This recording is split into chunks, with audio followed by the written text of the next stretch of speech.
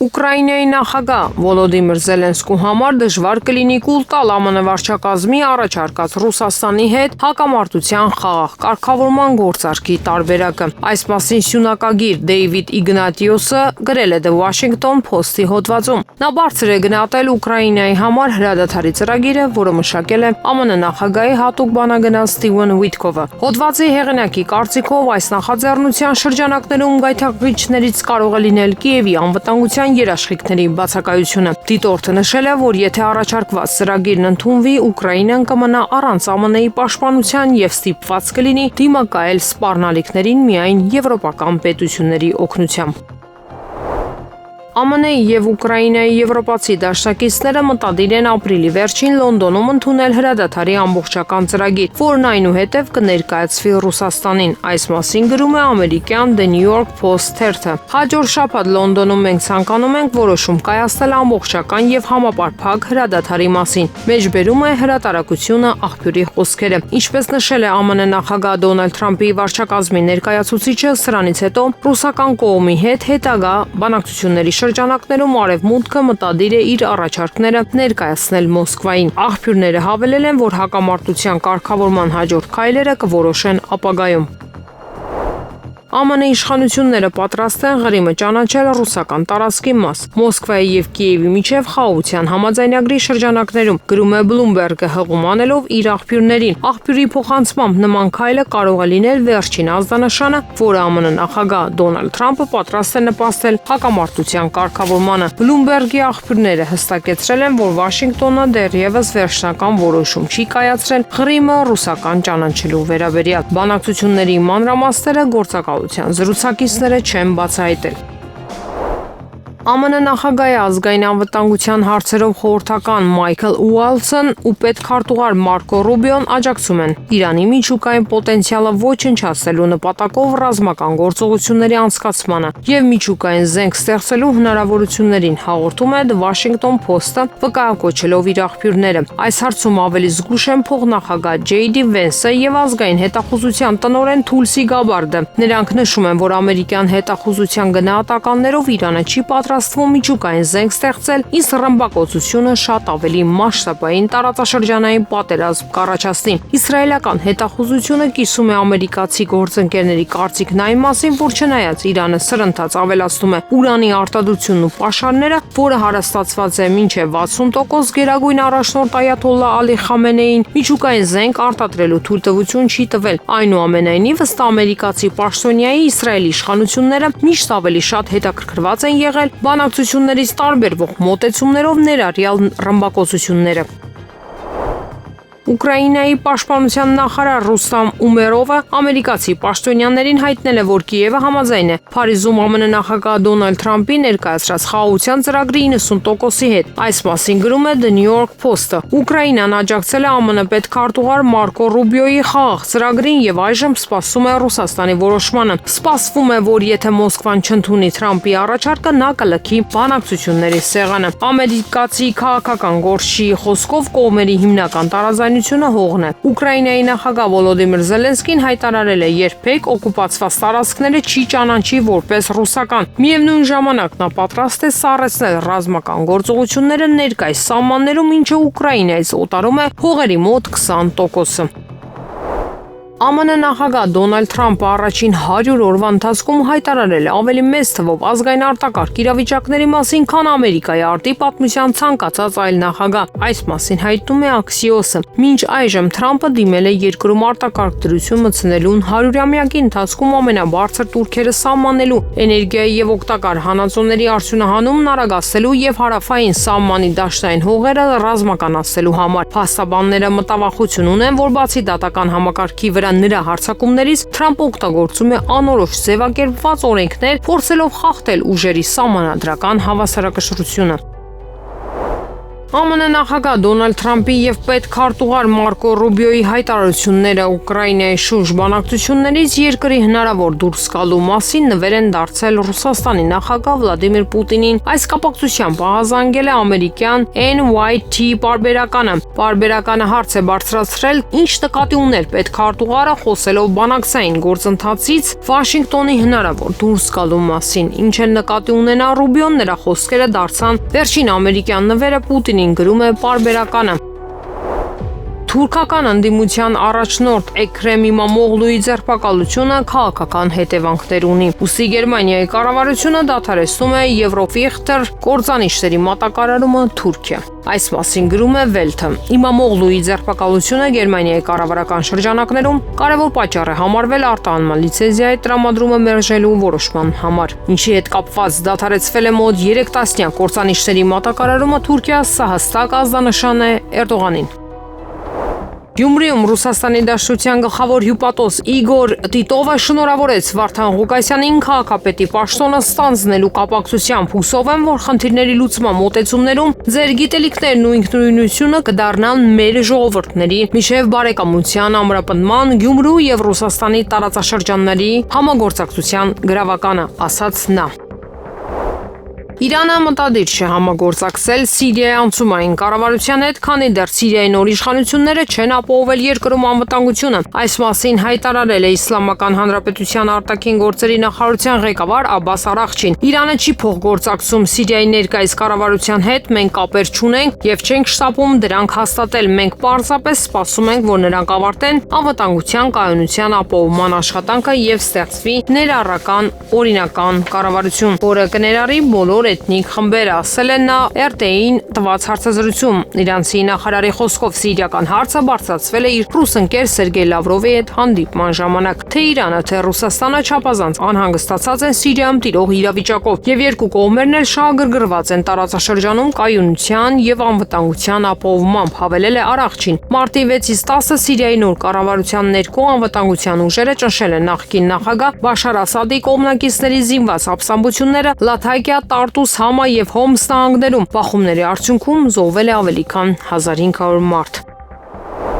Կիևի եվրոպացի դաշնակիցները դիտարկում են Ուկրաինայում զենքի արտադրության մեջ ներդրումներ կատարելու հնարավորությունը, որպես զենքի մատակարարման այլընտրանք ԱՄՆ-ից ռազմական օգնության հնարավոր դադարեցման պատճառով։ Այս մասին հայտնում է Washington Post-ը, վկայակոչելով եվրոպացի պաշտոնյային։ Ավելի ու ավելի շատ եվրոպական երկրներ պատրաստ են նախապատվությունը տալ Ուկրաինայի ռազմական արդյունաբերության մեջ ներդրումներին, այլ ոչ թե զենքի մատակարարմանը, քանի որ եվրոպական երկրների սեփական պաշարները սպառվել են Կիևին երկարամյա օգնության արդյունքում։ Բացի այդ, ինչպես գրում է The Washington Post-ը, Վաշինգտոնի նախկին վարչակազմի կողմից փոխանցված ամերիկյան զենքի պաշարները սպառվում են եւ Եվրոպան կասկածներ ունի, թե արդյոք կկարողանա ամբողջությամբ փոխհատուցել ԱՄՆ օգնությունը, եթե Վաշինգտոնը հրաժարվի ռազմական աջակցություն տրամադրել Ուկրաինային։ Պաշտոնյան նշել է, որ այս դեպքում ՆԱՏՕ-ի եվրոպական անդամ երկրները կկարողանան օգտագործել Ուկրաինան որպես փորձադաշտ զենքի մշակման համար, ինչպիսիք են անօդաչու սարքերը, որոնց ստեղծման հարցում Եվրոպան փորձի պակաս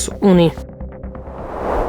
Աֆղանստանի հյուսիս-արևելքում 5.7 մագնիտուդ երկրաշարժ է տեղի ունեցել։ Հայտնում է ԱՄՆ երկրաբանական ծառայությունը, ստորգետնյա ցնցումները գրանցվել են 6:47 Մոսկվայի ժամանակով, 9:47 Աֆղանստանի Իշկաշիմ քաղաքից 53.6 կիլոմետր հարավ-արևմուտք, 12100 մարդ բնակչությամբ։ Աղբյուրը գտնվել է 94.1 կիլոմետր խորության վրա։ Հնարավոր զոհերի կամ ավերածությունների մասին տեղեկություններ չկան։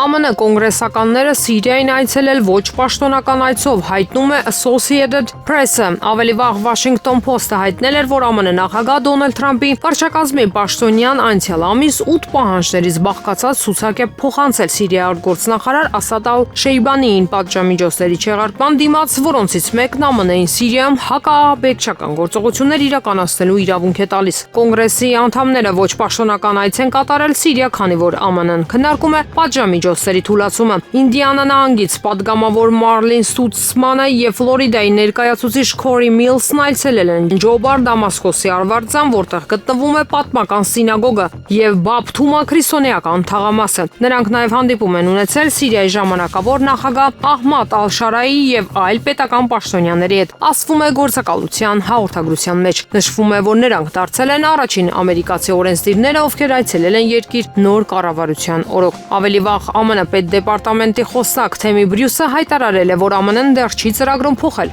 Սիրիայի դեմ պատժամիջոցների ռեժիմը, սակայն գնահատում է այնտեղ իրավիճակը Դամասկոսի նկատմամբ ապագա քաղաքականությունը որոշելու համար։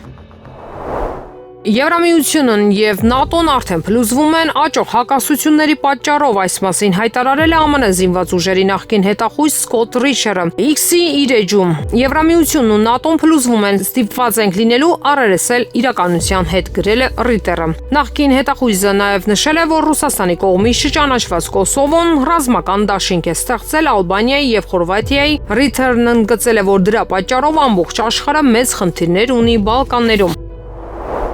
Երևանի քաղաքապետ Տիգրան Ավինյանը նոր վարչական շրջանի Սուրբ Սարգիս եկեղեցու եւ Դավիթ Բեկ փողոցի Միշտամասի կասկադային հատվածին հարող տարածքում ծառատունքի է մասնակցել։ Ուկրաինայի նախագահ Վոլոդիմիր Զելենսկին ԱՄՆ նախագահ Դոնալդ Թրամփի հատուկ բանագնաց Սթիվեն Ուիթկովի հասցեին իր կոշտ քննադատությամբ ցույց է տալիս, որ վախենում է խաղաղությունից։ Այս մասին իռլանդացի լրագրող Չեի Բոուսը գրել է X սոցիալական ցանցի իր էջում։ Զելենսկին վախենում է խաղաղությունից, քանի որ նա գիտի, որ դա նշանակում է իր բռնապետության վերջը, ընդգծել է նա։ Ավելի վաղ Զելենսկին հայտարարել է ԱՄՆ նախագահ Դոնալդ Թրամփի հատուկ բանագնաց Սթիվ Ուիթկովը ռուսական պատմություններ է տարածում եւ իրավունք չունի քննարկել Ուկրաինայի տարածքը։ Ադրբեջանի պաշտպանության նախարարության հաղորդագրությունը, թե իբր ապրիլի 18-ին ժամը 22:35-ի սահմաններում Հայաստանի Հանրապետության զուր ստորաբաժանումները կրակ են բացել սահմանագոտու հարավ-արևելյան հատվածում, տեղակայված ադրբեջանական դիրքերի ուղղությամբ չի համապատասխանում իրականությանը։ Այս մասին հայտնում են Հայաստանի Հանրապետության պաշտպանության նախարարությունից։ Հիշեցնենք, որ Հայաստանի Հանրապետության վարչապետի աշխատակազմն առաջարկել է հրադադարի ռեժիմի խախտման դեպքերի եւ կամ այդ մասին տեղեկությունների հետաքննության Հայաստան-Ադրբեջան համատեղ մեխանիզմ ստեղծել, ինչին մինչև օրս Ադրբեջանը չի արձագանքել։ Հայաստանի Հանրապետության պաշտպանության նախարարությունը վերահաստատում է, որ Հայաստանի Հանրապետության վարչապետի աշխատակազմի դիրքորոշմանը համապատասխան պատրաստ է հետաքննել Ադրբեջանի պաշտպանության նախարարության հաղորդագրությունը հիմնավորող փաստերը դրանք Հայաստանի Հանրապետությանն փոխանցելու պարագայում։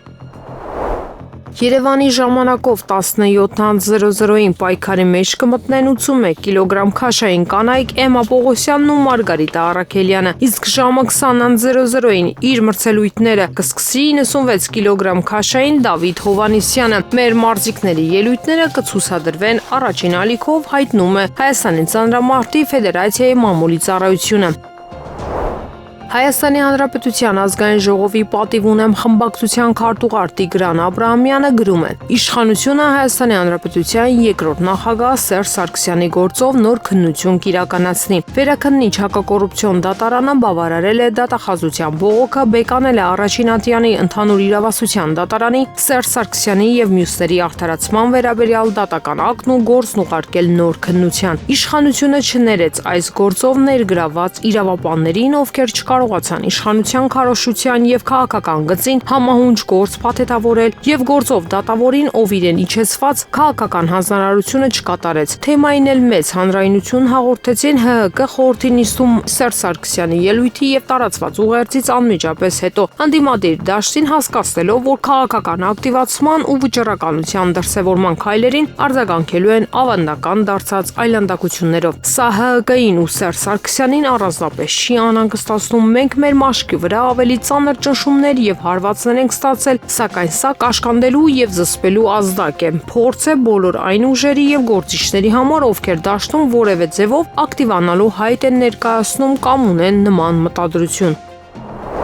ԱՄՆ նախագահ Դոնալդ Թրամփը սկսել է դժգոհություն հայտնել այն փաստի կապակցությամբ, որ Ռուսաստանի եւ Ուկրաինայի միջև հակամարտությունը լուծելու բանակցությունները փակ ուղի են մտել։ Մի քանի օր առաջ հայտարարելով ԱՄՆ կառավարության պատրաստակամության մասին հրաժարվելու միջնորդի դերից։ Այս գործընթացում այս մասին հայտնում է Axios-ը վկայակոչելով Վաշինգտոնում անանուն պաշտոնյային։ Հոդվածում ընդգծվում է, որ Սպիտակ տան գործող նախագահը ի սկզբանե խոստացել էր հրադադարի հասնել պաշտոնը ստանձնելուց հետո 24 ժամվա ընթացքում, սակայն բանակցային գործընթացը ձգձգվեց եւ դա հիասթափեցրեց երկրի ղեկավարին։ Այս հարցի վերաբերյալ պաշտոնական հայտարարությունից քիչ առաջ Դոնալդ Թրամփը իր հատուկ ներկայացուցիչ Ստիվեն Ուիթքովի, ԱՄՆ պետքարտուղար Մարկո Ռուբիոյի եւ մի շարք այլ պաշտոնյաների հետ առանձնազրույցում խոսել է իր վերաբերմունքի մասին տեղի ունեցողին։ Ըստ լրագրողների, հենց այդ ժամանակ էլ նախագահը հայտարարել է արտաքին քաղաքական այլ հարցերին անդրադառնալու մտադրության մասին, եթե Մոսկվան ու Կիևը մոտ ապագայում հրադադարին համաձայնության չգան։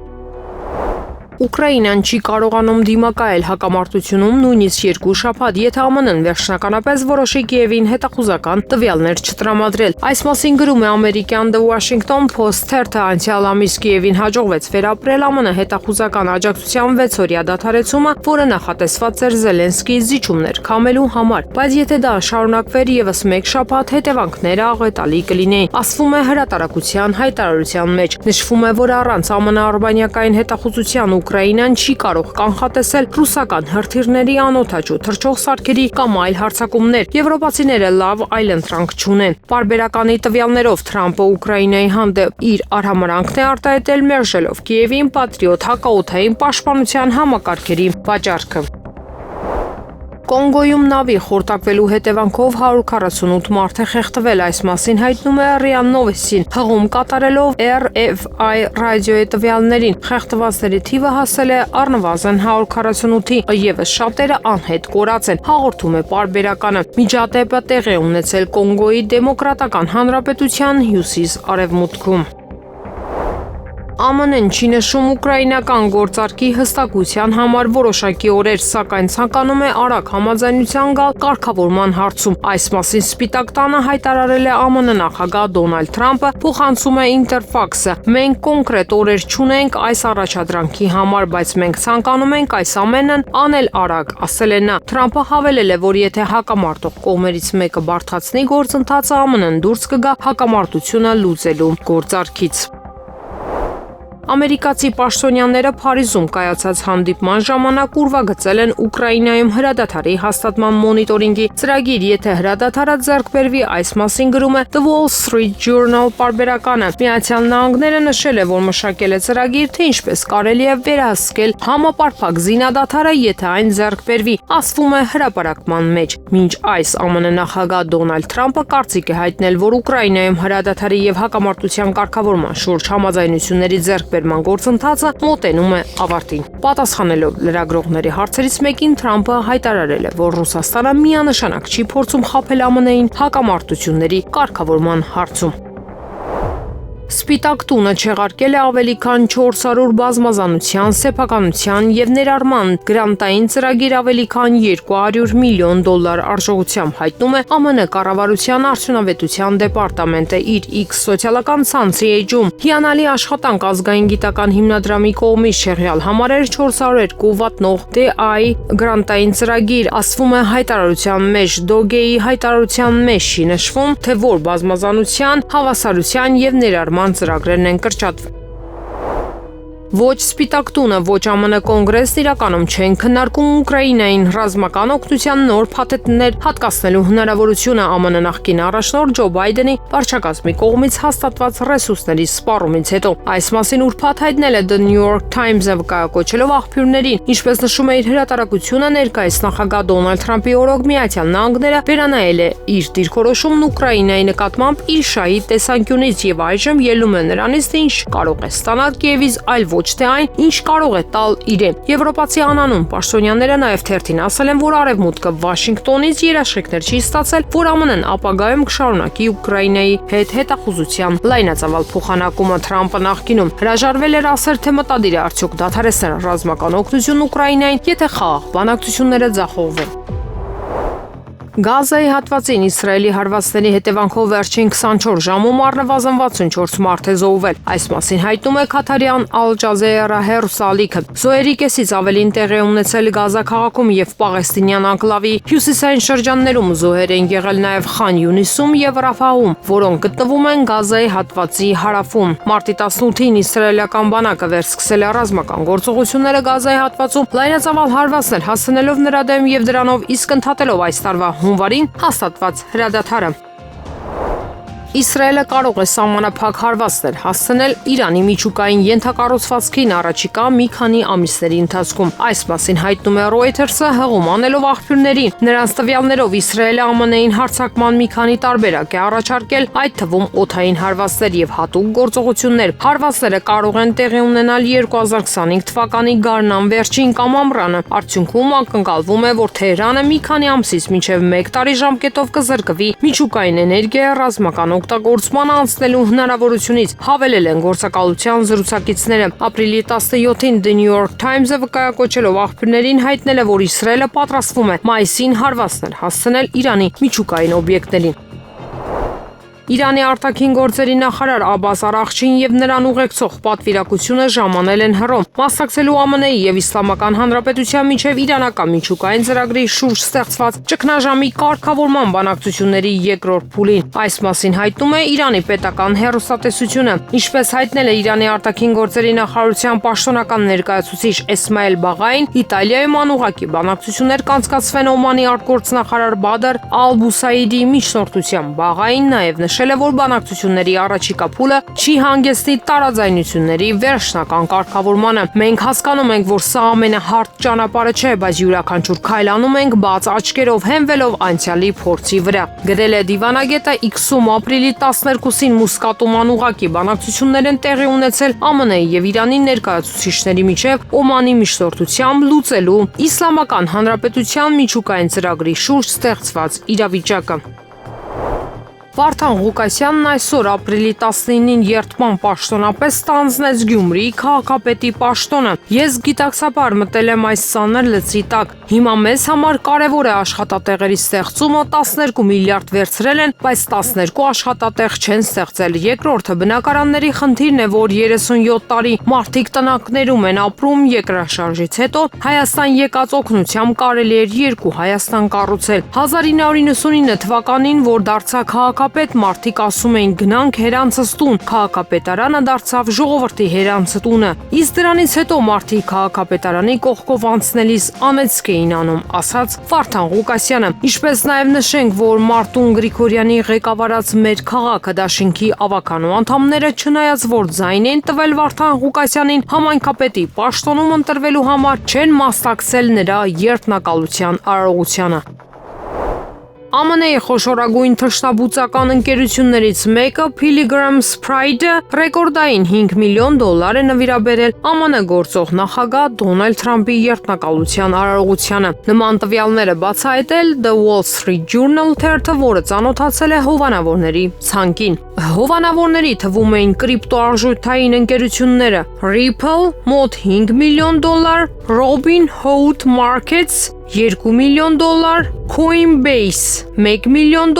Նավթային ձեռնարկությունները ֆինանսապես աջակցել են նաև Թրամփի երդմնակալության հանձնաժողովին։ Chevron $2 միլիոն, ExxonMobil, Occidental Petroleum եւ ConocoPhillips յուրաքանչյուրը $1 միլիոն։ Պարզվել է ԱՄՆ առաջնորդի կողմից վարչակազմի տարբեր պաշտոններում առաջադրված եւ այլ երկրներում ԱՄՆ դեսպանների նշանակված անձանց թվում եղել են առատաձեռն հովանավորներ։ Պարբերականը նշում է, որ ոչ բոլոր հովանավորներն են նախապատվություններ ստացել Թրամփի երդմնակալությունից հետո։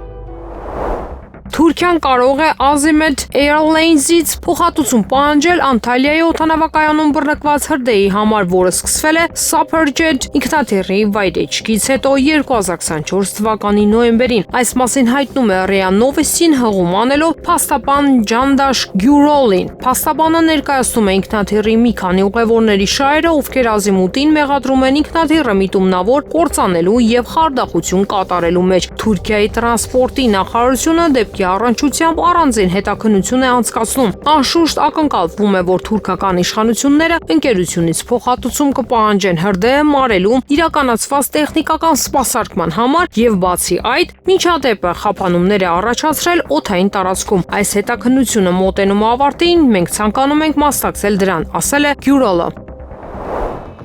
Հայաստանը, Վրաստանը եւ Սլովակիան կողմ են քվեարկել Ուկրաինայի վերաբերյալ ՄԱԿ-ի բանաձևին, որը Ռուսաստանի հասցեին մեղադրանք է պարունակում Ուկրաինայի դեմ ագրեսիայի համար։ Քվեարկության հեռարձակումը հրապարակվել է ՄԱԿ-ի պաշտոնական կայքում։ ՄԱԿ-ի եւ Եվրոպայի խորհրդի միջև համագործակցություն բանաձևին աջակցել է 105 երկիր։ Դեմ է քվեարկել 9, այդ թվում ԱՄՆ-ն։ Աննախադեպ մարտահրավերներ, որոնց բախվում է Եվրոպան ներկայումս Ուկրաինայի դեմ Ռուսաստանի դաշտության ագրեսիայից հետո պահանջում են ամրապնդել համագործակցությունը ՄԱԿ-ի եւ Եվրոպայի խորհրդի միջև, ասվում է փաստաթղթում։